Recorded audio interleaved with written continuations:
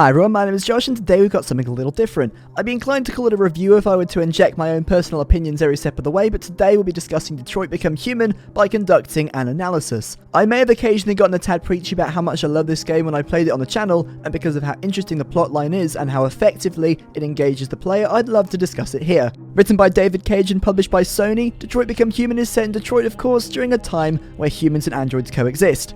It's an immersive adventure game with real-time decision-making, where you take on the quest lines of 3 androids. As police investigator android Connor, you work alongside drunken android hater Hank, as you seek to take down the rogue androids known as deviants.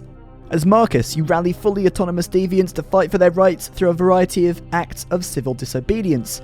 Kara's mission is to protect Alice from abuser Todd, and throughout their journey towards Canada where they'll be safe. Choices matter. I'll be looking at Detroit through the lenses of psychology and narratology, and of course it wouldn't be a YouTube video without some nonsense from me now and then, so don't mind that. Let's start with psychology, where we'll be discussing emotional stimulation through connections with characters as well as flow. Every connection between characters in Detroit Become Human can be visualized upon making a choice. You'll immediately be presented with a pop-up with a red downwards arrow when you did something bad, or a blue upwards arrow when you did something good.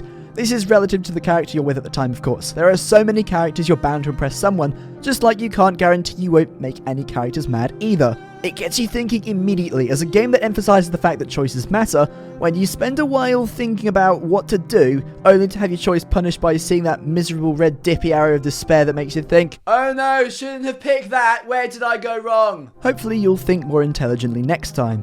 Negative reinforcement creates a sense of regret or guilt. Positive reinforcement rewards you with a feeling of closeness and accomplishment. When you finally figure out how to make the characters happier, you'll be much more inclined to try and empathize with them as the game progresses. We refer to the concept of flow within the psychology of video games as the optimal psychological experience that can arise from being engaged in an activity. Regarding games, this comes down to a feeling of presence within the game and total absorption in the world that the game creates. Within Detroit, we can observe extreme focus through the intensity of the game, active control through being able to move and make choices freely, merging of action and awareness through a sense of being the character, being so lost in the game that you're no longer self-aware, completely losing track of time, being hyper-focused on the mission in front of you. While controlling any of the 3 androids, you're always presented with a clear task. Whether this objective requires you to pass a series of obstacles, you continuously tell yourself without even realizing, "I am the android," and see the world through their eyes. The music plays an important role in engagement as well. Background music in games has proven to be an indispensable part of successful video games. It draws you in, immerses you through conveying emotions that match the tones of the game, enriching your overall experience. During intense chase scenes, high-energy songs with bass conveys a sense of urgency, causing an adrenal response prompting quick reactions. However, for emotional scenes, slower and more somber music is used to create a sense of sadness and respect for the scene that unfolds before you.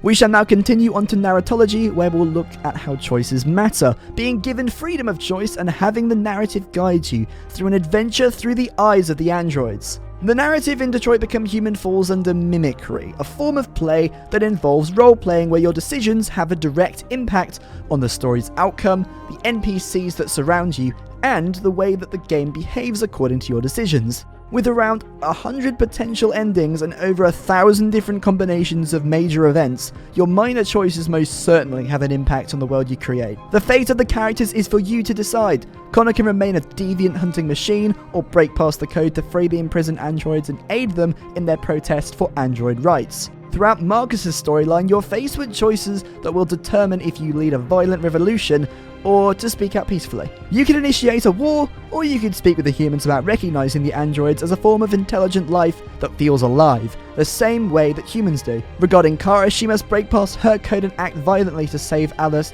from the lethal beating from Todd, and you have to choose to act morally or immorally in order to save yourself and Alice. The game is constantly switching between 2 forms of interactive conveying of its narrative, from cinema, i.e. cutscenes with player input, to game form where you control the movement and the choices of the androids simultaneously. Cutscenes are at a slower pace than the regular controllable gameplay, but with each one it sets the scene and provides an insight into the background of each android and their situation.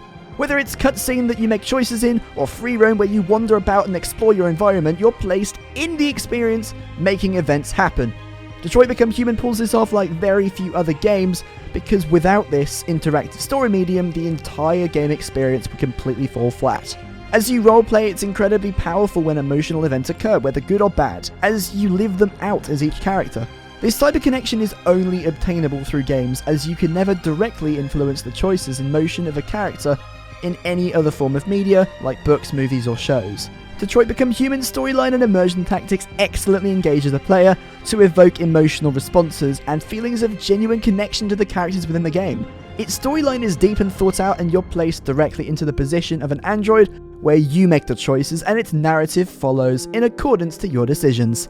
Thank you all so much for watching. If you enjoyed this video, please give it a like and let me know what you liked about it. It's a different style, but if you would like to know my motivations for creating this video today, please go ahead and check the description. Anyway, thanks so much for watching, and I'll see you all in the next video. Goodbye.